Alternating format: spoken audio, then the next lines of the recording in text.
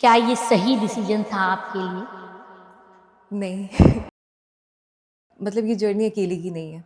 इसमें पूरी टीम होती है, पूरी कम्युनिटी होती है एक साथ। अगर इज़ान की थेरेपी नहीं चल रही होती और उसको नहीं कोई प्रॉब्लम होती, तब तो मैं जाती कोर्ट कचहरी में अपने राइट के लिए। अपने ज़्यादा मुझे लगता है मैं अपने बेटे के राइट के लिए लड़ती। कॉन्स्टेंट फ़ियर होता है कि मैं कैसे इस बच्चे को अकेले पालूँगी, मैं कैसे इसको ठीक करूँगी। और मुझे पता नहीं है कि स्पेक्ट्रम क्या होता है। पहले स्पेक्ट्रम वर्ड, ऑटिज़्म वर्ड सुन के, क्योंकि कभी देखा नहीं घर में किसी बच्चे को, नहीं जानती थी क्या मैं समझ पाऊँगी कि इसको कैसे हैंडल करना है। कुछ दिन इसके टैंट्रम्स होते हैं, मेल्टडाउन्स होते हैं, तब मेरी नहीं समझ में आता कि अब मैं कैसे उसको ठीक करूँ। बहुत सारी सिंगल मदर्स ऐसी हैं जो मुझे कॉन्टैक्ट करके अपनी जर्नी के बारे में जब बताती, मुझे लगता है मैं अकेली नहीं हूँ।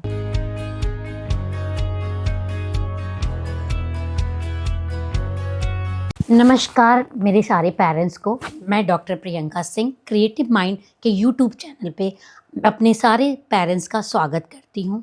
आप सभी को ये पता है कि क्रिएटिव माइंड लास्ट 13 ईयर्स से न्यूरो डाइवर्सिटी के साथ काम कर रहा है। क्रिएटिव माइंड का मेन उद्देश्य सोसाइटी में लोगों के बीच में न्यूरो डाइवर्सिटी के बारे में एक्सेप्टेंस और जागरूकता फैलाना है। इसी को ध्यान में रखते हुए आज मैंने ये पॉडकास्ट प्लान किया है। जब भी किसी बच्चे की डायग्नोसिस बन जाती है तो वो डायग्नोसिस से वो बच्चे की नहीं बनती है, उस फैमिली की बनती है और स्पेशली पेरेंट्स की बनती है। डायग्नोसिस बनते ही पेरेंट्स की लाइफ बिल्कुल चेंज हो जाती है और पेरेंट्स का स्ट्रगल, उनकी 24/7 की जंग शुरू हो जाती है। इसलिए क्रिएटिव माइंड में हम अपने पेरेंट्स को बहुत ही ज़्यादा एम्पावर करने की कोशिश करते हैं। इसी को ध्यान में रखते हुए आज मैंने ये पॉडकास्ट प्लान किया गया है।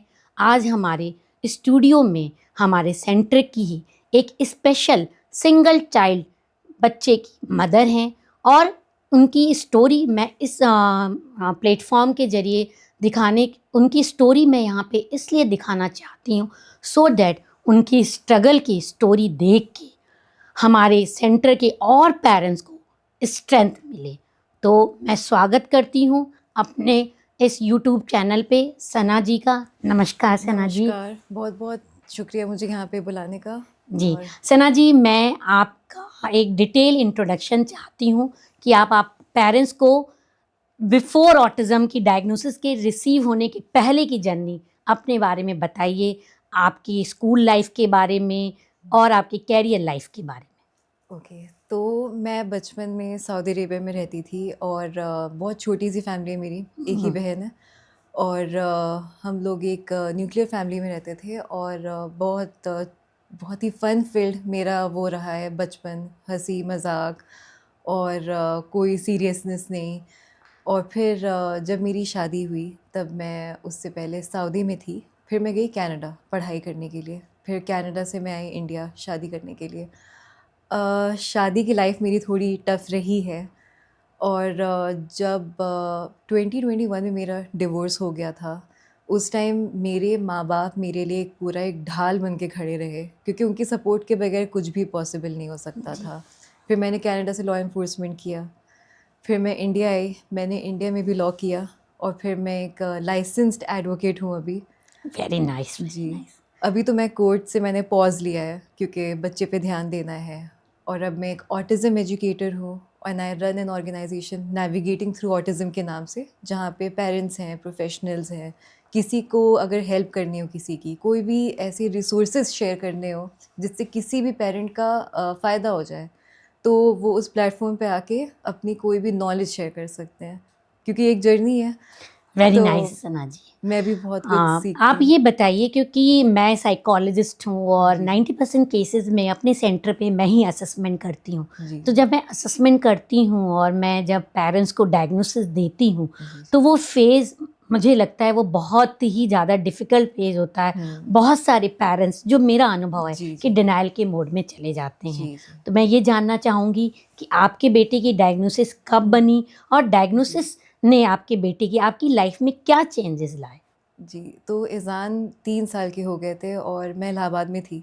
एकदम से उसने बहुत घंटों रोना शुरू किया। हुँ, तब एक हॉस्पिटल था, प्रयागराज हॉस्पिटल के नाम से, मैं वहाँ जी। गई तो डॉक्टर ने मुझसे कहा कि आप इनको एक चाइल्ड साइकोलॉजिस्ट के पास ले जाएं। मैंने कहा ठीक है, क्योंकि मेरे दिमाग में नहीं था कि ऑटिज़म उसको होगा। जब मैं महानगर में एक क्लिनिकल साइकोलॉजिस्ट है, मैं उनके पास गई, उन्होंने दे दी डायग्नोसिस कि आपका बेटा इज़ ऑन द स्पेक्ट्रम। तो उन्होंने फिर मुझे बाय गॉड्स ग्रेस मुझे क्रिएटिव माइंड सजेस्ट किया, and that moment I met you. Thank और यू। फिर आपने जब मुझे बताया अबाउट द जर्नी कि ऑटिज़म क्या है और कैसे होगा, उस टाइम मेरी दुनिया चेंज हो गई थी। मुझे लगा मेरे बच्चे के साथ ऐसे कैसे हो सकता है, क्योंकि ऑलरेडी उस टाइम मैं डिवोर्स के साथ गुजर रही थी। इतना मुश्किल फेज़ था मेरा कि मैं उसी से हील नहीं कर पाई थी शायद। और फिर ऑटिज़म क्या है, कैसे होता है, और मैंने ऐसी क्या गलती करी। मैं अपने आप को ही ब्लेम में डाल रही थी कि क्या मैंने उसको ध्यान नहीं दिया, या मैं बहुत ज़्यादा स्क्रीन उसको दे दिया, या मैंने कुछ ऐसा, मैंने ही प्रेगनेंसी के टाइम पे गलत खा पी लिया होगा जिसकी वजह से बच्चे पे असर हो गया। और maybe any stress related to कि मेरी शादी में कोई ऐसा स्ट्रेस उस बीच में जिसकी वजह से बच्चे पे असर हो गया होगा। पूरा ब्लेम मैं अपने ऊपर ही डाल रही थी, और मैं नहीं समझ पा रही आपकी थी। फैमिली का क्या सपोर्ट रहा उस समय? इज़ान के डायग्नोसिस के टाइम पे, क्योंकि मेरा डिवोर्स चल रहा था, तो मेरे माँ बाप ने मुझे बहुत सपोर्ट किया है। और उस टाइम उन्होंने मुझे समझाया इस चीज़ को कि देखो स्ट्रॉन्ग तो रहना पड़ेगा। अच्छा, उस बीच में ईज़ान की थेरेपीज़ बहुत इर्रेगुलर थी, क्योंकि मुझे कोर्ट कचहरी की वजह से इलाहाबाद जाना पड़ता था अपने बच्चे को लेके, गर्मी में, ठंडक में। और कोर्ट्स में इतनी गंदी गंदी बातें होती है ना कि वो लोग एक चीज़ नहीं छोड़ते। अब उसमें ईज़ान को ऑडिटरी इश्यूज़ हो रहे हैं, बहुत ज़्यादा लोगों की, उसको वो बर्दाश्त नहीं कर पा रहा। लेकिन उस वक्त इतना डिफ़िकल्ट फेज़ था मेरा कि बच्चे की डायग्नोसिस तो एक तरफ, लेकिन कोर्ट जाना, लड़ना, ऐसी-ऐसी बातें सुनना, ऐसी-ऐसी बातें कहना, और इतना लाउड एनवायरनमेंट होता है वहाँ का कि बच्चे फिर ज़ाहिर-सी बात है कि वो इरिटेट हो जाते हैं, वो नहीं समझ पाते। तो ये बहुत मुश्किल दौर था मेरा कि मैं 1-1 हफ़्ता, 2-2 हफ़्ता इलाहाबाद भागे जा रही हूँ। ठंड है, गर्मी है। और उस टाइम क्योंकि मेरे इन-लॉज़ जो थे, वो, उनको इस चीज़ से फ़र्क नहीं पड़ रहा था। उनको पता था कि बच्चे को ऑटिज़म है, लेकिन उन्होंने ये फ़ैसला लिया कि बच्चा मेरी ही ज़िम्मेदारी है, मुझे ही उसको देखना है, हस्बैंड का कोई सपोर्ट नहीं। मेरे एक्स हस्बैंड को पता था डायग्नोसिस के बारे में, पर उन्होंने मेरा नंबर हर जगह से ब्लॉक कर दिया था। उन्होंने 1% भी उनकी कोई वो नहीं थी इस पूरे जर्नी में। तो क्योंकि मुझे उस टाइम ज़रूरत थी कि मेरे बच्चे के जो बाप हैं वो रहें मेरे साथ, और मुझे भी इस चीज़ में समझाएं कि क्या है ये चीज़। लेकिन वहाँ से तो सपोर्ट नहीं मिला। पर मेरे माँ बाप ने बहुत मेहनत करी है मेरे बच्चे के साथ। आपको पूरा इमोशनल सपोर्ट दिया, जी जी। क्योंकि आपकी उन्होंने, तो एक लड़ाई, एक तरह से देखा जी जाए जी तो डबल लड़ाई हो गई जी कि जी आप अपनी पर्सनल लड़ाई के साथ भी जूझ रहे थे, जी स्ट्रगल कर रहे थे, और बच्चे जी की डायग्नोसिस के बाद भी। बिल्कुल। तो मेरे माँ बाप मेरे साथ कोर्ट कचहरी भी गए थे, केस लड़ने के लिए भी गए थे। मुझे केस कॉम्प्रोमाइज़ करना पड़ा क्योंकि ईज़ान की थेरेपी चल रही है। ईज़ान का नागा हो जाता है इन सब चीज़ों में, बीच में फिर वो एक फ़्लो टूट जाता है कि बच्चे में इम्प्रूवमेंट आ रही है, फिर बीच में मैं कोर्ट कचहरी कर रही हूँ। ऑल्दो मेरे माँ बाप नहीं चाहते थे, they wanted me to fight for my right, लेकिन उन्होंने कहा कि नहीं ठीक है, जैसे तुम्हारी जैसी मर्ज़ी हो तुम वो करो। तो मैं गई कोर्ट, मैंने कॉम्प्रोमाइज़ कर दिया केस, सिर्फ अपने बच्चे की भलाई के लिए। लेकिन इन सब उसमें मेरे माँ-बाप, मेरी बहन, मेरे एक ब्रदर इन लॉ हैं वो, अगर वो सब मेरे साथ नहीं होते तो मुझे नहीं पता मैं कैसे कर पाती। उनका कांस्टेंट सपोर्ट रहा है। ईज़ान की भी डेवलपमेंट में जब मुझे नहीं समझ में आता तो मेरे माँ-बाप ईज़ान को कोई एक्टिविटी करवाते हैं और वो फिर सँभाल लेते हैं। मेरी बहन कनाडा में है, अभी मैं 1.5 साल गई थी, मैं उसी के पास थी, तो उसने अपने बच्चों को एजुकेट किया ऑटिज़म के बारे में। और इतना सपोर्ट किया कि मेरे घर वाले अगर नहीं होते मेरे साथ, तो फिर मुझे नहीं पता ये जर्नी मैं कैसे आगे ले जाती। नेविगेटिंग थ्रू ऑटिज्म को शुरू करने का ख्याल आपके मन में कैसे आया सना जी? जी, 1 साल पहले मैं जब कनाडा गई थी, तो वहाँ पर बहुत पेरेंट्स थे जो मुझे कुछ ना कुछ एडवाइस देते थे। ईज़ान को बॉटल छुड़वानी थी, तो मुझे एक पेरेंट ने आइडिया दिया कि तुम ऐसा करो कि एक स्पोर्टी कप आता है, उससे शुरुआत करो, वो बॉटल छोड़ देगा। तो मेरे लिए ईज़ी हो गया कि ठीक है, अब मैं ये ट्राई कर सकती हूँ। फिर एक दूसरी पेरेंट थी, उन्होंने मुझे दूसरा आइडिया दिया। फिर मैंने सोचा व्हाई नॉट कि मैं एक कम्युनिटी बनाऊँ, जहाँ पे सब एक दूसरे की हेल्प करें, और ये जर्नी ऐसी है कि आप हर दिन उठते हो और आप एक नई चीज़ सीखते हो। किसी और पेरेंट से आप सीखते हो, कोई और आपसे सीखता है बहुत कुछ। तो इसका मिशन यही है कि जब मुझे लगता है कि मैं लोगों की हेल्प कर सकती हूँ, कुछ कुछ लोगों की और वो मेरे अगर जर्नी से इंस्पायर होते हैं, और हो सकता है कि मैं ईज़ान के साथ कुछ ऐसी एक्टिविटी करती हूँ जिसमें इम्प्रूवमेंट आता हो और दूसरा वाला भी अपने मेरे साथ ही करे और उसमें भी इम्प्रूवमेंट आए। तो मैं चाहती हूँ कि इसी तरह और लोग जुड़ें, सब एक दूसरे की मदद करें इस जर्नी में, क्योंकि अकेले कोई नहीं, मतलब ये जर्नी अकेले की नहीं है।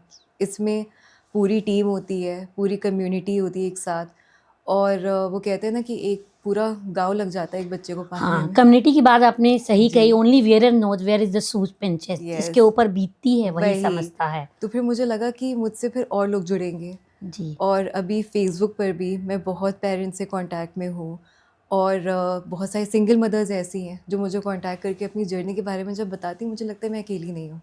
तब मुझे लगता है कि हो आपको जाएगा, और स्ट्रेंथ आ और जाती है। स्ट्रेंथ आ जाती है। Very nice. तो यही अच्छा, आइडिया था। आपकी बेटी के साथ आपने कहा कि 4 इयर्स पहले आपकी बेटी की जी, डायग्नोसिस आपने रिसीव की, तो सबसे जी। टफ पार्ट इस हुँ। जर्नी का क्या रहा? कि मैं कैसे इसको ठीक करूँगी, और मुझे पता नहीं है कि स्पेक्ट्रम क्या होता है। पहले स्पेक्ट्रम वर्ड, ऑटिज़्म वर्ड सुन के, क्योंकि कभी देखा नहीं घर में किसी बच्चे को, नहीं जानती थी, और मुझे लगा कि मैं कैसे इस बच्चे को ठीक करूँगी, क्योंकि उसके लिए हम लोग को खुद मेंटली स्ट्रॉन्ग होना पड़ता है, और एक वो रहता है ना कि अलर्ट रहना होता है। मैं उस टाइम इतनी शायद टूटी हुई थी कि मैं खुद इतनी चीज़ों से गुज़र रही थी कि मुझे लगा कैसे करूँगी मैं ये। और सबसे बड़ा फ़ियर तो यही रहता है मेरा कि मतलब अगर मुझे कुछ हो गया, तो मेरे बेटे के साथ क्या होगा? जबकि ठीक है, फैमिली सपोर्ट है, सब कुछ, लेकिन एक कांस्टेंट फ़ियर होता है कि मैं कैसे इस बच्चे को अकेले पालूँगी। माँ तो मैं हूँ इसकी, लेकिन बाप कैसे बनूँगी, और क्या मैं बाप वाली चीज़ें कर पा रही हूँ कि जिस तरह लोग खेलते हैं अपने बच्चों के साथ। तो उसको मैं कैसे समझाऊँगी चीज़ें? Because I can be a mother, I can not become a father. पर सबसे मुश्किल यही था कि एज़ अ फादर मैं कैसे उसको समझाऊँगी कुछ चीज़ें। और यही था मेरा मेन कि क्या मैं समझ पाऊँगी कि इसको कैसे हैंडल करना है। कुछ-कुछ दिन इसके टैंट्रम्स होते हैं, मेल्टडाउन्स होते हैं, तब मेरी नहीं समझ में आता कि अब मैं कैसे उसको ठीक करूँ? इस कैसे? 4 इयर्स की जर्नी में आपकी बेटी की डायग्नोसिस ने से आपने क्या लेसन लिया? मैंने वो तो हमें दिख रहा है पूरी बात कि आप बहुत अपने आप को आपने इमोशनली बहुत स्ट्रांग बनाया, लेकिन जी। कुछ ऐसी बात जो आपके बेटे ने आपको सिखाई हो इस जर्नी में? जी, उसने तो मुझे सबसे पहली चीज़ गिव अप नहीं करना है। वेरी क्यों? नाइस। क्योंकि ये मैंने उससे सीखा है। मैं बहुत ही डरपोक इंसान हूँ। मैं कोई भी चीज़ करने से पहले डर जाती हूँ, लेकिन मैं अपने बेटे को देखती हूँ कि उसको जब कुछ करना होता है, तो वो करके रहता है। और हर दिन तो ज़ाहिर-सी बात है वो उस तरह बिहेव नहीं करता, कभी-कभी टैंट्रम होते हैं, मेल्टडाउन होते हैं। लेकिन जब वो कोई चीज़ चाहता है ना करना, तो वो इधर-उधर, दाएँ-बाएँ नहीं देखेगा, वो करेगा वही चीज़, और बहुत ज़्यादा फ़ोकस और अटेंशन के साथ। और मैं बहुत जल्दी गिव अप कर देती थी, सोचती थी, डर जाती थी कि नहीं, ये मुझे नहीं करना चाहिए। लेकिन जब से मैंने अपने बेटे को देखा है ना कि उसके लिए तो ये बहुत बड़ा चैलेंज है, मेरे लिए अचीवमेंट है, लेकिन उसके लिए एक ऐसी चीज़ करना जो उसको नहीं करना है, और जब वो ये करता है तो बस मैंने उससे यही सीखा है कि कुछ भी इम्पॉसिबल नहीं है। अगर मेरा बेटा आई कॉन्टैक्ट भी अगर मुझे दे रहा है, तो ये बहुत बड़ी बात है मेरे लिए। ऑटिज्म की जर्नी में जी। बच्चों के स्मॉल एफर्ट को भी वी शुड ऑलवेज जी, acknowledge. Very nice. Shana ji, आपने इंडिया में भी थेरेपी ली है और आप जी, लास्ट जो है 1 ईयर 6 मंथ जी, जी, कनाडा में भी थी, जी, तो जी। मैं जानना चाहूँगी कि क्या आपको अंतर दिखा इंडियन थेरेपी हुँ। में और फॉरेन थेरेपी सिस्टम में? जी, जी। वहाँ पर उनका पूरा फ़ोकस बच्चे की डाइट पर होता है। दे आर मोर इंटू कि बच्चा क्या खा पी रहा है। जी। उसके अलावा उनकी अप्रोच ये रहती है कि they go very easy on the kid. मतलब वहाँ पर कनाडा में कहते हैं कि autism is a super power. वहाँ पर जो कंपनीज़ आ रही हैं, उनको एक न्यूरो डाइवर्स बच्चे को ही एम्प्लॉय करना है, क्योंकि उनके हिसाब से आपको साल लगेंगे, एक बच्चे की टैलेंट पता करने में। लेकिन जब आपको पता चल जाएगा ना कि आपका बच्चा का फ़ोकस किस चीज़ में है, और जो मतलब वो जो उसका फ़ोकस रहेगा, वो एक न्यूरोटिपिकल बच्चे से बहुत अलग है। तो वहाँ पर जो अब जो कंपनीज़ आ रही हैं, तो वो ये चाह रही हैं कि न्यूरो डाइवर्स बच्चों को इतनी ट्रेनिंग मिल जाए कि कंपनीज़ उन्हीं को रखें, क्योंकि इनका जो फोकस है, जिसमें इंटरेस्ट है, फिर वो फोकस कोई बीच में डिस्ट्रैक्ट ही नहीं होते बच्चे। आपके हिसाब से आपका कहना है कि जो फॉरेन में है जी। वो इस कंडीशन को लेके एक्सेप्टेंस ज़्यादा है, और एट एक्सेप्टेंस कंपेयर ज़्यादा टू है। इंडिया हमारी जी। सोसाइटी में अभी भी लोगों में एक्सेप्टेंस जी। नहीं है। हाँ, वो मैंने भी देखा है कि बच्चे पार्क में खेलते हैं, जो न्यूरोटिपिकल पेरेंट्स होते हैं वो अपने जी, बच्चों जी। को किसी स्पेशल बच्चे के साथ खेलना पसंद नहीं करते जी। हैं।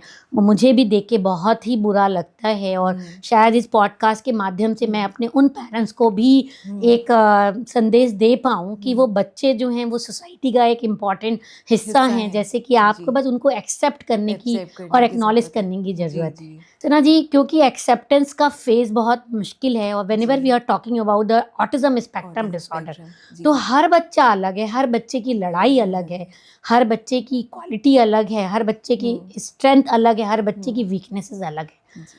तो एज अ क्लिनिशियन मुझे मतलब पेरेंट्स के साथ बहुत लंबे उनको एक्सेप्टेंस के फेज़ में बहुत मेहनत करनी पड़ती है उनको समझाने के लिए।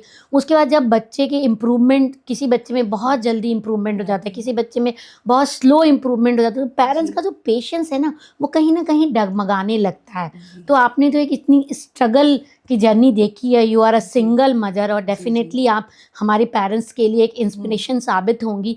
आप मेरे पेरेंट्स को क्या मैसेज देना चाहेंगी इस चैनल पे आके? मुझे ये मैसेज देना है कि it is a game of patience. बहुत पेशेंट रहना है। चाहे आपको कोई प्रोफेशनल भी अगर ये कहे कि आपका बच्चा अगर 1 साल में उसने आपको आई कॉन्टैक्ट नहीं दिया, तो वो कभी नहीं देगा। इस बात पर यकीन नहीं करना है। बस अपने ऊपर यकीन करना है और इस बात पे यकीन करना है कि it is a neurological delayed है, टाइम लगेगा।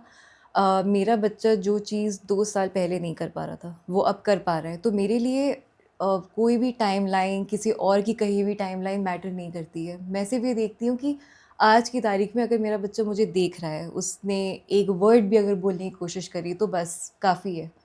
और खूब इसमें सब्र अपने अंदर रखना है, और बहुत पेशेंस का काम है ये, और एक दिन की कहानी नहीं है ये। इट इज़ अ जर्नी, लेकिन सब होगा। आजकल सना जी हर गली में छोटे छोटे सेंटर खुलते चले जा रहे हैं, और डेफिनेटली जो कम क्वालिफाइड प्रोफेशनल हैं या जिन्होंने कम लिमिटेड सर्विसेज के साथ अपने सेंटर्स को रन करा है, तो वो उनकी फ़ीस भी डेफिनेटली बहुत कम होंगी और वो पेरेंट्स को बहुत अट्रैक्ट करेंगे।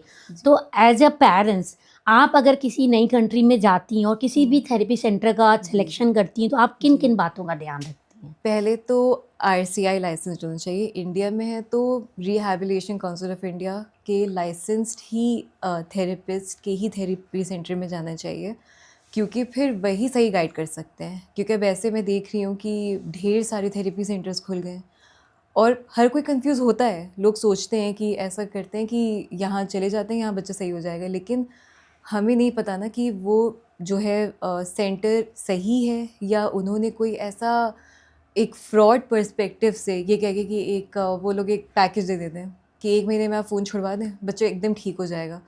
तो इन सब जगहों पर तो नहीं जाना है, क्योंकि autism is a long journey. वो 1 दिन 1 महीने की कहानी नहीं है।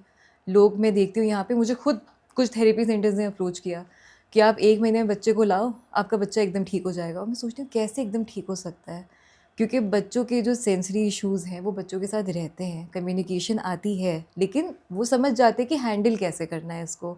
एंड ये पूरा एक जर्नी है, 1 महीने की बात नहीं है। तो पहले तो यही ध्यान रखना है कि आरसीआई लाइसेंस्ड हों, और उनके पास क्वालिफ़िकेशन हो इस उसकी कि वो उस लाइसेंस के थ्रू प्रैक्टिस कर सकते हैं। वरना फिर आप बच्चे को नहीं ले जा सकते, क्योंकि उनको आइडिया नहीं होगा कि कैसे हैंडल करना है बच्चों को, कैसे डीलिंग करनी है और बच्चों जब के भी साथ। हम ऑटिज़म की थेरेपी की बात करते हैं, तो जी, हमें एक टीम की भी ज़रूरत पड़ती है, क्योंकि बिल्कुल। बच्चे के कोई सिंगल थेरेपिस्ट बच्चे के ओवरऑल डेवलपमेंट पे काम नहीं राइट, कर सकता है। तो राइट। मैम ने बहुत अच्छी बात कही कि जब भी कोई पेरेंट्स किसी थेरेपी सेंटर का चुनाव करें, तो देखें कि वो थेरेपिस्ट आरसीआई लाइसेंस है या नहीं है, वो टीम अप्रोच में उसके पास पूरी टीम है कि नहीं, उसके पास ऑक्यूपेशनल थेरेपिस्ट, उसके पास स्पीच थेरेपिस्ट, उसके पास स्पेशल एजुकेटर्स हैं कि नहीं। क्योंकि जब भी किसी बच्चे की डायग्नोसिस बन जाती है, ऑटिज्म एक न्यूरो डेवलपमेंट डिसऑर्डर है, और न्यूरो डेवलपमेंट डिसऑर्डर को हम किसी इन्फेक्शन की तरह डील नहीं कर सकते हैं। इसके लिए हमें पूरी एक होलिस्टिक टीम के साथ आगे बढ़ना होता है बच्चों के ओवरऑल वेलबींग के लिए। सना जी, आपने इंडिया में भी थेरेपी ली है, और लास्ट 1 ईयर 6 मंथ से आप कनाडा में भी हैं।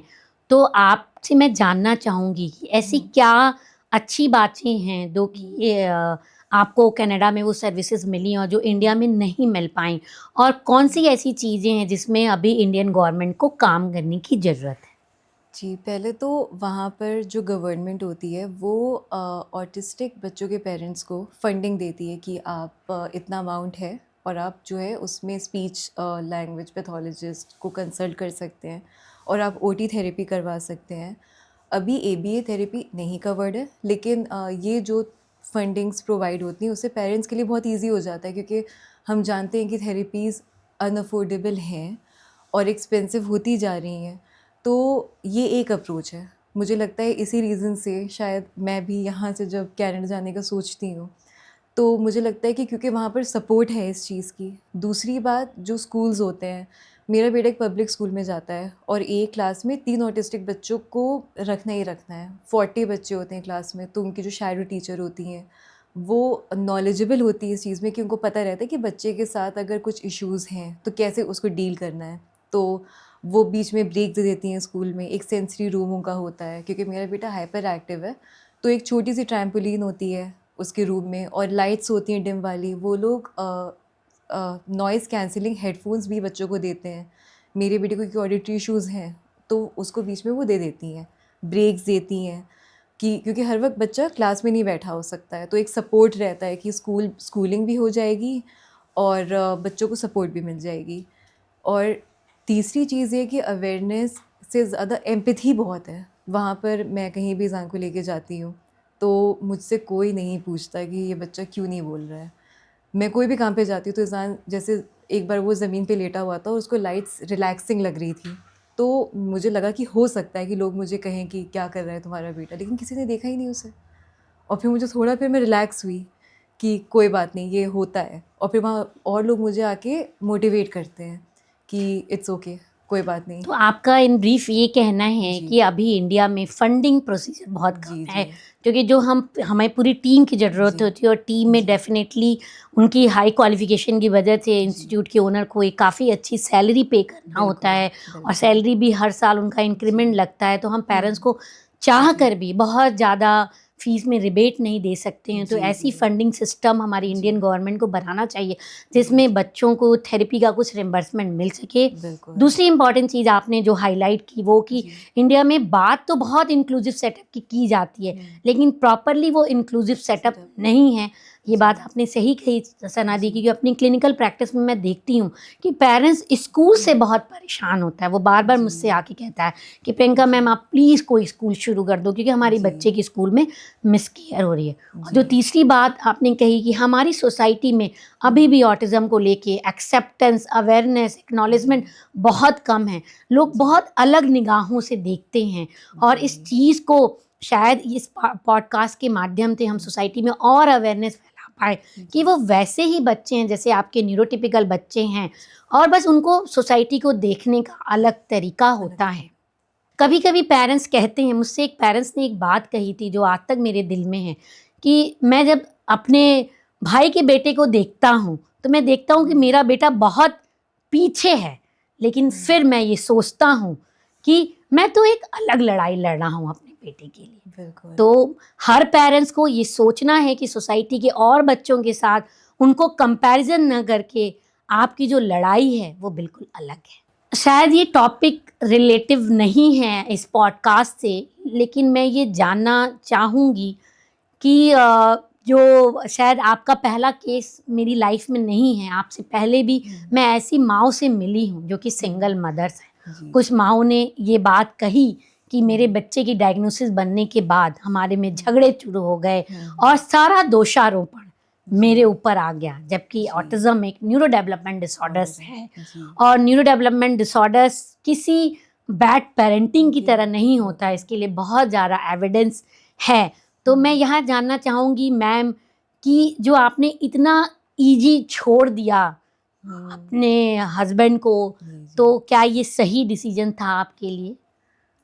नहीं क्योंकि अगर इज़ान की थेरेपी नहीं चल रही होती और उसको नहीं कोई प्रॉब्लम होती, तब तो मैं जाती कोर्ट कचहरी में अपने राइट के लिए। अपने ज़्यादा मुझे लगता है मैं अपने बेटे के राइट के लिए लड़ती।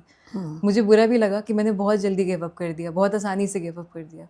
लेकिन वही बात है कि आप अभी जो पेरेंट्स पर ब्लेम की, मदर्स पे ब्लेम की बात कर रही थी, तो ये बात सच है कि मैंने ये सब बहुत चीज़ें सोची हैं कि पक्का इसी ने कुछ ऐसा प्रेगनेंसी के टाइम पे किया होगा, या हो सकता है सोचा हो। बहुत मल्टीपल जी रीजन है सना जी, जी अभी भी पूरी विश्व इस चीज़ पे रिसर्च जी करी कि जी कोई एग्जैक्ट जी कॉज क्या है ऑटिज्म का, लेकिन अभी हम जी कोई ऐसे एविडेंस बेस्ड रिसर्च पे नहीं जी आ जी पाए कि कोई एक जी सिंगल जी फैक्टर है जो जी ऑटिज्म जी के लिए रिस्पॉन्सिबल है। जी हाँ, सोसाइटी मदर्स को हमेशा ब्लेम करती है, जो कि बहुत ही गलत है।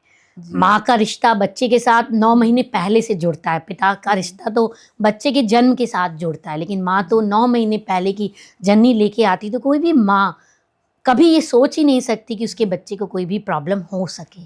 तो मैम मुझे जी लगता है कि जो अगर आपके अलावा अगर जो जी भी ऐसी सिंगल जी मदर्स हैं, उनको अपने हक के लिए, अपने राइट के लिए कभी भी राइट, पीछे हटना नहीं हटना नहीं चाहिए। चाहिए जी। बहुत ज़रूरी है, क्योंकि ये एक लॉन्ग वही, जर्नी है।